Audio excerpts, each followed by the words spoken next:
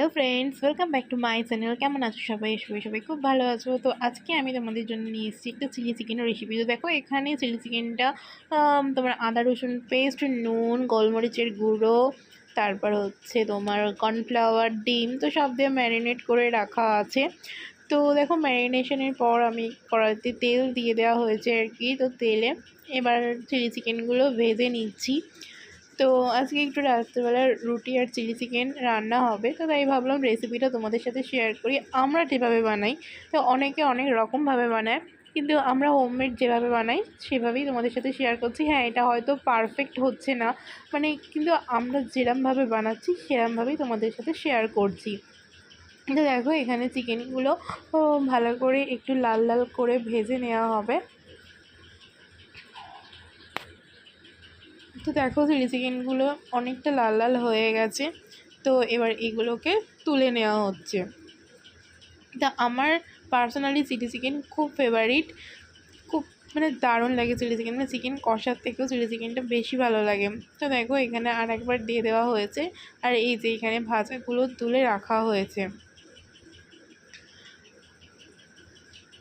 তো দেখো, আমাদের চিলি চিকেন ভাজা মোটামুটি তৈরি হয়ে গেছে।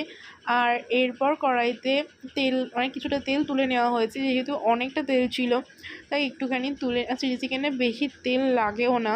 তো দেওয়ার পর এখানে রসুন কুচিগুলো দিয়ে দেওয়া হচ্ছে। তো চলো, রসুন কুচিগুলো একটু ভালো করে হালকা লাল লাল হওয়াতে তারপর এখানে পেঁয়াজ, কিউব করে কাটা পেঁয়াজগুলো দিয়ে দেওয়া হলো। তো রসুন আর পেঁয়াজটা একটুখানি ভালো করে ভেজে নেব। তারপর এখানে ক্যাপসিকামগুলো অ্যাড করে দেওয়া হবে। তো দেখো, এখানে ক্যাপসিকামগুলো অ্যাড হয়ে গেছে। তারপর এতে সামান্য একটুখানি লবণ দেওয়া হবে, যাতে এগুলো একটুখানি ভালো ভাজা ভাজা হয়ে যায় আর কি, তার জন্য। তো দেখো, এখানে লবণ অ্যাড করা হয়ে গেল। তো এবার একটুখানি ভালো করে ভেজে নিতে হবে।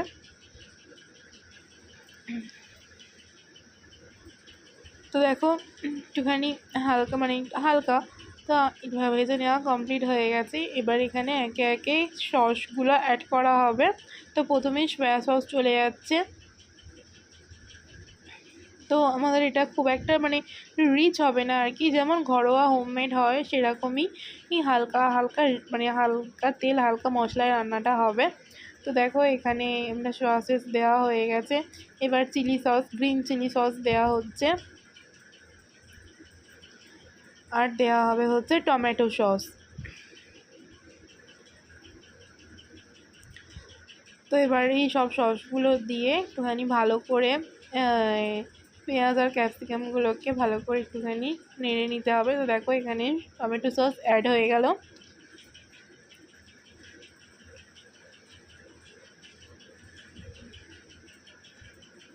তো এবার একটু ভালো করে সবগুলোকে একসাথে মিশিয়ে নেওয়া হবে।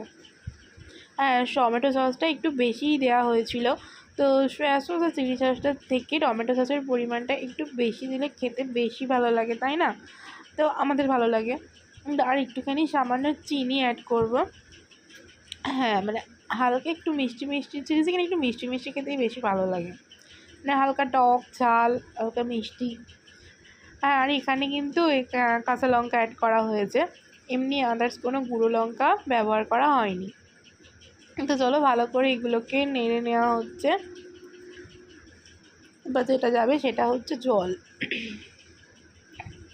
তো দেখো, এখানে ভালো করে করার পর একটুখানি নেড়ে নেওয়ার পর এখানে জল অ্যাড করে দেওয়া হয়েছে।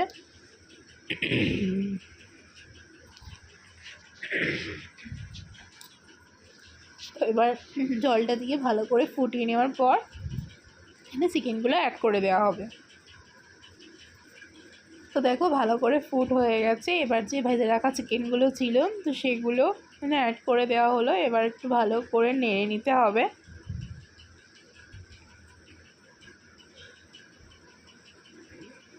আর এটা না, আমার তো রুটি দিয়ে খেতে বেশি ভালো লাগে, চিলি চিকেনে রুটি দিয়ে খেতে আমার দারুণ লাগে। তো দেখো, একটু নেড়ে নেওয়ার ভালো করে নেড়ে চুড়ে নেওয়া হচ্ছে। তো একটু ভালো করে ফুটে যাক।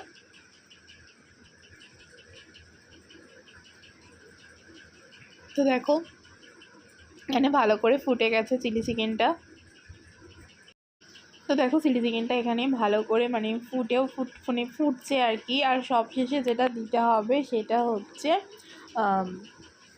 একটা বাটিতেই মানে বাটিতে হোক থালাতে হোক কিছুটা সামান্য কর্নফ্লাওয়ারকে একটু জলে গুলে নিয়ে তো সেটা দিয়ে দিতে হবে। তো দেখো আমাদের দেওয়া হয়ে গেল একটুখানি কর্নফ্লাওয়ার জলে গুলে, তো দিয়ে দিলাম তাতে গ্রেভিটা একটু গাঢ় গাঢ় হয় আর কি। কিন্তু এরপর সামান্য একটুখানি ফুটিয়ে নিতে হবে আর কি। তো কিছুক্ষণ ফোটানোর পর আমাদের রান্না কমপ্লিট হয়ে যাবে। আর দেখো খুব তেলও হয়নি, খুব বেশি মশলাও হয়নি, মানে সামান্য ছিমছাম হয়েছে। তো এটা ফুটে গেলেই কমপ্লিট আমাদের চিলি চিকেন। তো ভিডিওটা যদি ভালো লেগে থাকে তাহলে প্লিজ চ্যানেলটা একটু সাবস্ক্রাইব করে দিও, একটু লাইক করো, কমেন্ট করো। দেখা হবে অন্য একটা নতুন ভিডিওতে। ততক্ষণ সবাই ভালো থেকো, সুস্থ থেকো।